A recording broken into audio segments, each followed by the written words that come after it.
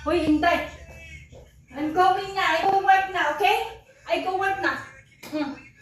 I go na, malilis na ako. Bye-bye. Maiwan ka na dito, ha? Hoy, maiwan ka na, okay? Maiwan ka dito sa bahay. Hoy, huwag kang kain ng kain. Maglinis ka dito sa bahay, ha? Maglinis ka, maghugas ka ng pinggan. Hugas? I don't know how. Magwash ka ng pinggan, maglinis ka ng bahay. Pinggan. What's pink? Pag uwi ko, linis na ang bahay, ha? Tamo, ang dami mong kalat doon. Yung baso, ayusin mo doon. Yung mga pinagkainan mo, hugasan mo, okay?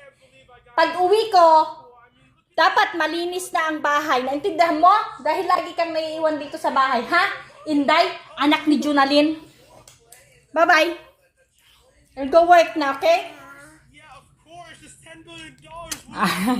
Bye-bye, Inday, anak ni Junalyn. Maghugas ka ng pinggan doon, ha? Okay. Maglinis ka, ha? Maglinis ka. Ayusin mo yung buhok mo. Mama, look. At mamaya, Mama, look. wash ka din doon, ha? Look. Okay. Ayusin mo ulit yung mga damit mo at saka yung kwarto, ha? Maliit na ako. Look at my lipstick. Lipstick, tamom. Garampingat ka. Garampingat. Why did it feed you? You're garampang. You know garampingat? You garampang? You know that? You know that? You don't know pala. Sige na, papay. Kala ko sabihin mo, what's garampingat? Garampingat ya anak ni Junalyn. Bye-bye. Eunice, magtupi ka ng, magpagpag ka ng kwarto, ha? Opo? Opo? Sige na. Ayan, si Buniknek, ang anak ni Junalyn. Iwan na natin at magtrabaho na tayo.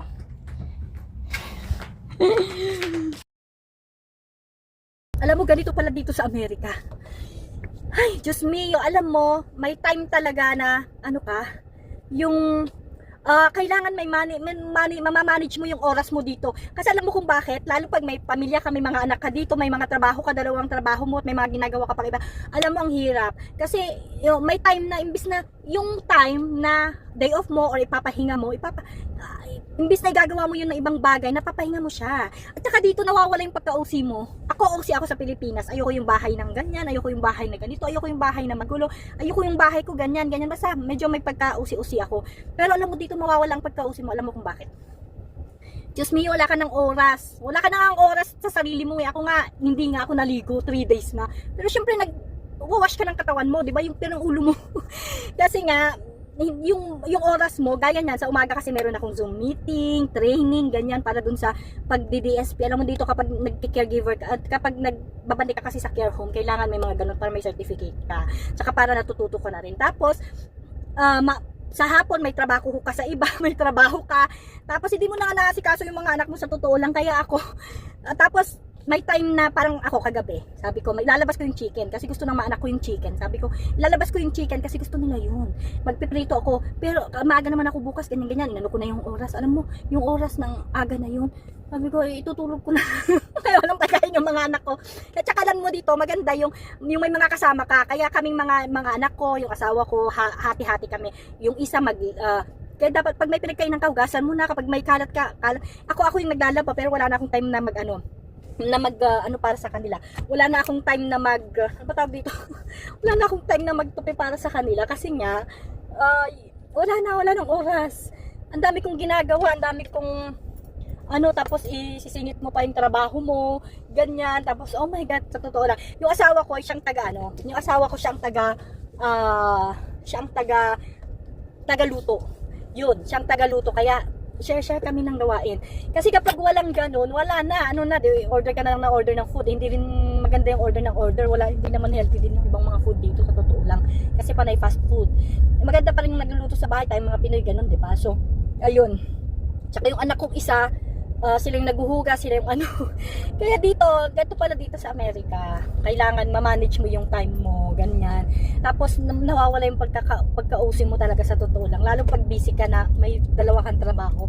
Alam mo ako, napaka-OC ko sa Pilipinas, pero dito nawala talaga na parang okay lang, nag-o-okay ka na lang sa madadatnan mo, pero hindi pa rin okay, di ba? Maganda pa rin kasi yung uuwi ka ng bahay na walang kalat, walang dumi, walang burara, di ba yung parang ang ganda pa rin matulog nang wala kang iniisip na yung kusina, ang burara, yung kusina, ganun. Siyempre, kasi ganun ang mga usi, di ba?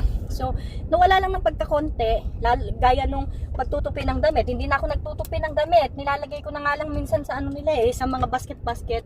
Alam mo kung bakit? Wala na akong oras. Pag nagsalang ako ng labahan, tapos pag kinuha ko siya, hindi ko na siya hindi ko na siya natutupi. Parang, sila na lang magtupi. Wala na talagang oras. So, ayun lang, dito sa Amerika, ganun nga, at kailangan, marunong ka din mag-budget talaga ng oras mo, diba? Yung oras mo talaga. So, ayun, ganun. Ayan. So, ayan, kalalabas ko lang ng work, at yun, hindi ko natuloy yung video ko kanina, syempre, dahil bawal mag-video pag nagda-drive, diba? Lalo dito ay mabilisan talaga, kailangan tutok ka sa pagda-drive. Hindi ka pwedeng hindi gaya sa Pilipinas na pwedeng pahinto-hinto ka, traffic, pwedeng yung speed mo, ganyan lang, dito hindi. Kasi meron silang speed limit. Ayan, diba? Nahulog pang cellphone. Ayun, ano nga ba yung sinasabi ko? Ayan. Kaya yan, hindi gaya sa Pinas na pwede ka pahinto-hinto, na mabagal ka lang dito. Hindi. Kasi hindi pwedeng masyado kang mabagal, hindi rin pwedeng mabilis sa limit nila. So, ayun na nga, gaya ng sinasabi ko siya. Tapos ako mag-work, nag-request ako ngayon ng, ako ngayon, early out ako. And, as you see, asan na ba? As you see, it's 7 o'clock ng gabi. At, oh my God. Nakita nyo yan? 7 o'clock ng gabi. 7 o'clock ng gabi to ha. Oh my God. Pag summer dito, ganito talaga. 7 hanggang 8, maliwanag pa yan. Dahil meron akong, diba, nag-early out ako talaga ngayon. Dahil sa sobra kong sa sobra kong bese na kailangan kong mag-early out. Nag-request ako, nakatulog naman na yung aking mga alaga. So, ayun, nag-request nga ako at meron akong bibilhin. Bibili ako ng pagkain.